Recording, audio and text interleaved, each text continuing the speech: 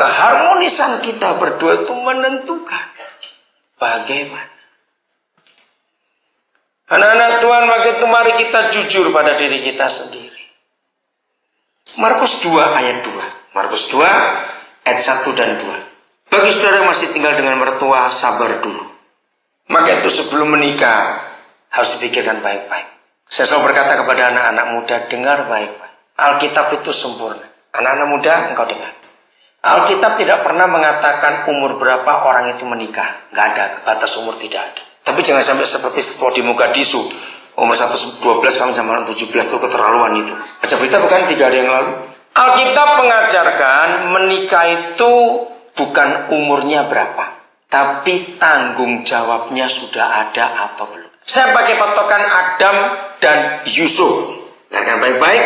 Jadi menikah itu bukan karena umurnya, tapi tanggung jawabnya. Kapan Adam dinikahkan? Setelah tanggung jawabnya diselesaikan, yaitu memberi nama semua binatang. Itu kan tanggung jawab bukan? Selesai, dia sadar, kok nggak ada yang serupa setara dengan aku. Karena lihat kiri, lihat gitu mana ini? Nah, Tuhan akhirnya memberi dia sepadan. Oke? Yusuf juga begitu. Kapan dia menikah? Kalau Yusuf umurnya jelas 30 tahun. Tapi itu bukan patokan. Kapan dia menikah? Setelah visi yang Tuhan berikan tercapai. Tanggung jawabnya. Nah, apa itu ukuran tanggung jawab? Belajar dari burung. Ya, Yesus mengajar belajar dari burung. Amin. Nah, dengarkan baik-baik kamu yang pengen cepat kawin bertobat. Burung tidak akan kawin sebelum jantannya buat sarang dulu. Katakan amin. Amin. Burung aja tahu diri. Karena kalau dia nggak buat sarang dulu, nanti dia bertelur di kepalamu, tahu nggak?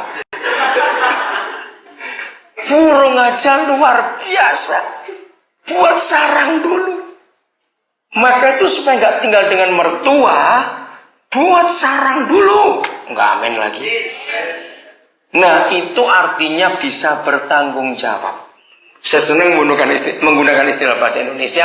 Kalau saudara masih muda-muda, belum bisa bertanggung jawab, berarti engkau baru bisa jawab tanggung-tanggung. Artinya beda sekali itu. Betul? Tahu bukan artinya jawab tanggung-tanggung? Pikirkan. Orang tua jangan sekali-kali memaksa anak untuk campur kita setelah anak menikah. Baca hukum Kejadian 2 ayat 24. Begitu menikah itu bisa. Maka itu anak mama nggak boleh dikawinkan. Cepat mati mantunya nanti. Jadi tanggung jawab itu luar biasa. Jadi ingin cepat menikah, pikirkan tempat tinggalmu dulu. Kalau saya konseling pernikahan, yang saya tanya dulu, ada tempat tinggal tidak? Belum, batal dulu, pulang dulu. Pikirkan rumah dulu. Di mana kamu akan tinggal? Dia nggak akan kawin kalau nggak buat sarang dulu. Dan itu luar biasa. Nah, maka itu rumah tangga ini hebat. Orang-orang tua mungkin ada yang tersinggung. Saya mau jawab. Karena ayat 24 pasal 2 kitab Kejadian itu aneh.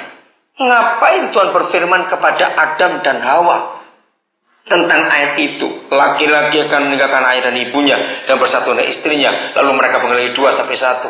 Karena apa? Bukankah Adam dan Hawa adalah satu-satunya pernikahan di dunia yang nggak punya orang tua dan nggak punya mertua? Tapi mengapa dia berfirman seperti itu? Untuk siapa? Nah, itulah rahasia pernikahan. Jadi begini, mama papa yang maksa kalau anaknya kawin tetap tinggal serumah, dengarkan. Jangan sekali-kali. Kasihan menantu. Apalagi kalau mertua cerewet, ampun sudah. Jangan tersinggung saya ngomongin. Jangan marah dulu ya. Setiap pernikahan itu negara, sebuah pemerintahan. Jangan ngomong itu aja ya. Lagi sekali, setiap pernikahan itu sebuah pemerintahan. Kalau anak kita menikah, berarti anak kita membentuk pemerintahan baru. Itu negara muda. Nah, kita yang sudah tua-tua ini, negara yang sudah eksis sekian tahun dalam usia pernikahan kita. Nah, kalau sampai kita mencampuri rumah tangga anak kita, maka itu artinya, dengarkan, apa istilahnya? Hukum. Kalau ada negara lain mencampuri urusan negara itu istilahnya apa? Dalam istilah politik, intervensi. Kalau ada negara lain intervensi ke negara lain, itu namanya perang. Jadi kalau orang tua mencampuri rumah tangga anak, itu perang, saudara, namanya. Dan itu nggak baik. Maka itu harus kita sadari hukum ini. Jadi kalau ada anak, ya bis gimana? Mereka belum bisa cari uang. Kalau nggak dengan kami, siapa lagi? Nah, itu yang salah pasti orang tuanya itu. Kalau sampai ada kata-kata seperti itu. Saudara, Alkitab itu luar biasa untuk kita percaya. Bentuklah rumah tangga sendiri. Ngerti sekarang? Nah, Markus 2. Terjadi apa? Kemudian, sesudah lewat beberapa hari, waktu Yesus datang lagi ke Kapernaum, tersiarlah kabar bahwa Yesus ada di rumah. Stop dulu. Saya pertama ditunjukkan Roh Kudus akan hal ini. Saya tuh pikir ini pasti salah terjemahan bahasa Indonesia. Kalau saya lihat terjemahan-terjemahan yang lain, saudara perhatikan. Apa bedanya Yesus ada di rumah dan Yesus ada di sebuah rumah? Ayo, tolong saya. Apa bedanya? Yesus ada di rumah dan Yesus ada di sebuah rumah. Kalau di rumah bagaimana? Rumah sendiri. Kalau di sebuah rumah, bukan rumahnya, rumah orang lain. Ternyata, di beberapa bahasa yang saya ngerti, saya terjemahnya sama. Yesus ada di rumah. Nah, berarti ini kan rumahnya sendiri. Menurut saudara, walaupun tidak semua saudara pernah meneliti 4 Injil, menurut saudara, Tuhan Yesus pernah beli rumah atau kontrak rumah atau sewa rumah? Ada nggak ayat yang berkata itu? Ada tidak? Nah, kalau begitu, salah dong ayat ini. Yesus ada di rumah. Saudara, ternyata tidak salah. Dia punya rumah. Di rumah kita dia tinggal. Lu gak amin lagi, terlalu betul ini saudara. Amin. Yesus ada di rumah kita. Dan itu rumahnya juga. Nah, ini yang saya mau tunjukkan ayat 2. Apa yang terjadi kalau Yesus ada di rumah? Ayat 2. Maka bagaimana? Baca, maka bagaimana? Datanglah berapa banyak? Orang-orang berkerumun.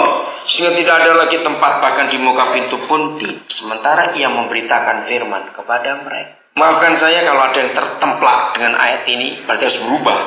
Dengan ayat ini, dengan Markus 2 ini, saya mempunyai standar. Maaf, pagi sekali maaf, saya cuma bicara. Buat saya, rumah hamba Tuhan, rumah pendeta, rumah orang Kristen, itu nilainya bukan berapa besar dan daerah mana tidak. Tapi kalau itu rumah orang Kristen dan jelas ada Yesus, maka nilainya cuma satu, sepi atau rame, dan gitu saja. Kalau rumah orang Kristen sepi terus, itu pasti bukan rumah orang Kristen. Karena di mana ada Yesus di rumah itu nggak pernah sepi, saudara.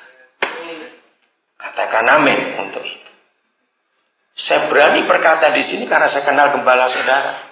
Gara-gara ayat ini saya itu nggak bisa terima kalau ada rumah pendeta pakai satpam, saudara. Saya itu nggak bisa terima. Dosanya 4 lipat. Kalau sampai pendeta rumahnya pakai satpam, mau tahu dosanya? 4 lipat atau 24 itulah dosa. Dosa pertama, pendeta itu menghina malaikat.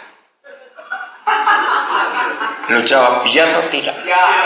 Ayo, siapa lebih sakti, satpam atau malaikat?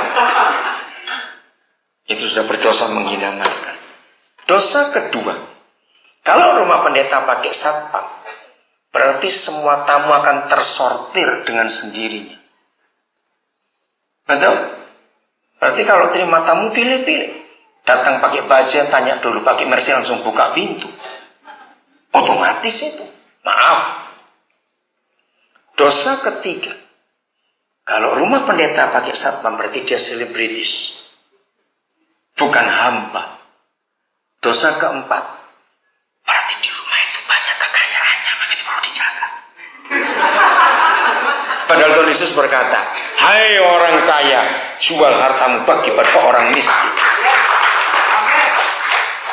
Jadi di mana ada Yesus,